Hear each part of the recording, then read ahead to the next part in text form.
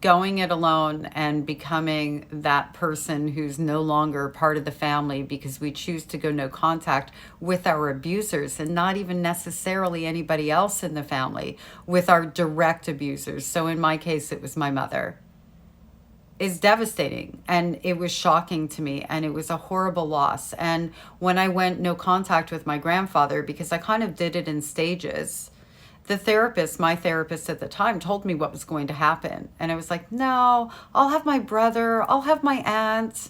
I mean, my brother grew up in the same house as me. His need for my mother's approval, I'm not going to say love, she doesn't have it to give, is far greater than his need for mine and for my love. Also, if he goes no contact as well, he's admitting that the abuse happened. And that's not something he's willing to do out loud. That's not heat that he's willing to take, even though it's not heat. It's not our fault. But he's not willing to stand up and take what he feels is the judgment of that. That's my point of view.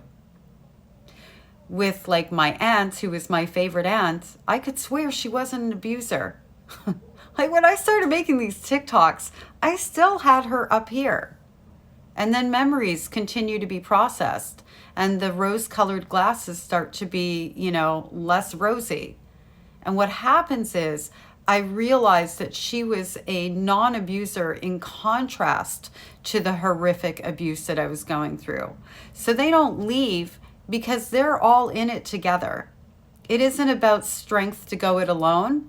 It's because they're comfortable where they are, they're okay where they are, and they definitely do not want to take responsibility for standing by and not protecting a child.